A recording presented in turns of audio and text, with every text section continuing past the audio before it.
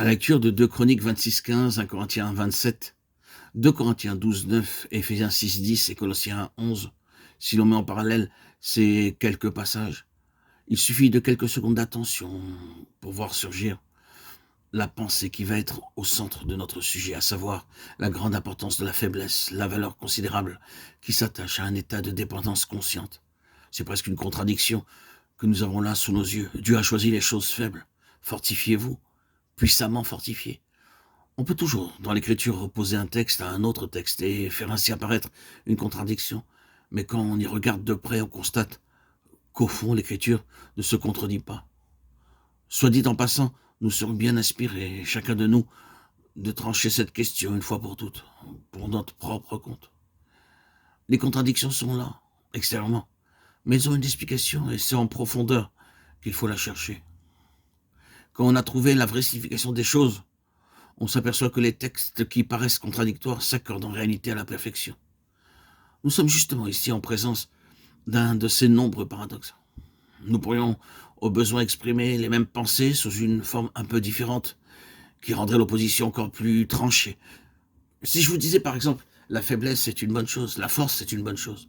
Force et faiblesse doivent toutes les deux exister ensemble au même moment, chez le même individu. Le paradoxe ainsi formulé ne paraît-il pas invraisemblable? Et cependant, il en est bien ainsi. La faiblesse et la force nous sont toutes les deux représentées comme conformes à la pensée de Dieu et elles doivent toutes les deux se trouver simultanément chez la même personne. Oui, la faiblesse, une faiblesse telle qu'on ne peut rien faire. Force et puissance aussi en même temps, puissamment fortifiées, au point de voir s'accomplir de vraies merveilles. Une conscience simultanée, une expérience simultanée, une réalité simultanée, et pas de contradiction. Comment donc cela peut-il se faire, demanderez-vous? Et que faut-il croire?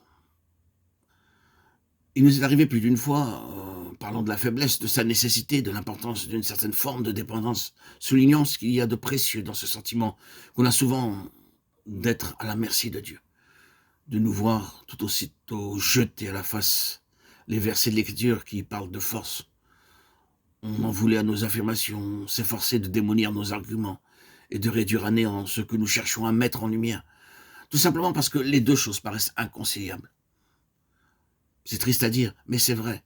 Il y a des frères et des sœurs dans la foi qui se laissent complètement paralyser mentalement par ces contradictions apparentes de l'Écriture.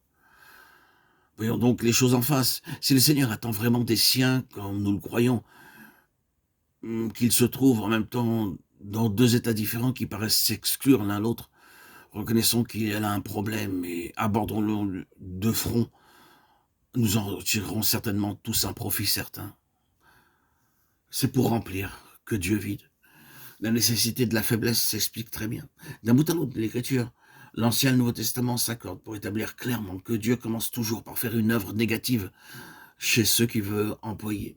Il les humilie, il les met par terre. Il leur fait toucher du doigt leur faiblesse, leur néant.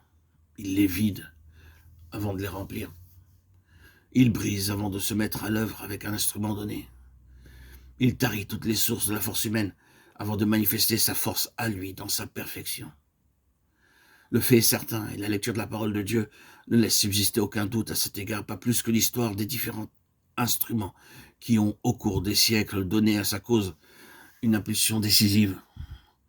La faiblesse, la dépendance consciente est si nécessaire qu'elle rentre dans la catégorie des choses qui ont un prix tout spécial aux yeux de Dieu. Et pour nous aussi bien pour lui, elle constitue une ressource positive et une valeur de premier plan.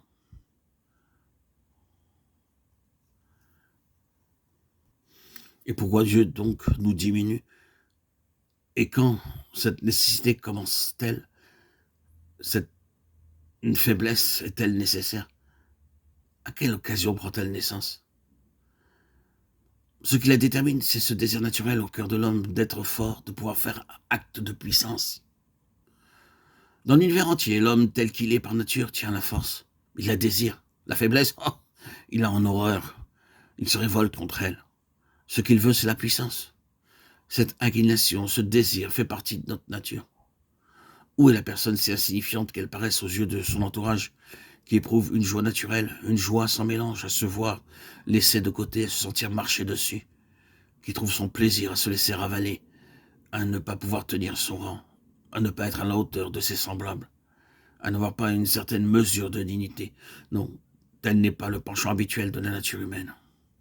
Souvent même, une feinte humilité n'est pour l'homme qu'un moyen subtil d'attirer l'attention sur lui et par là de marquer un point. Nous avons entendu des personnes se vanter d'être parmi les plus humbles qui soient au monde, et cette parole même n'était pas autre chose dans leur bouche que le moi se montrant à nu sous une humilité de contrefaçon.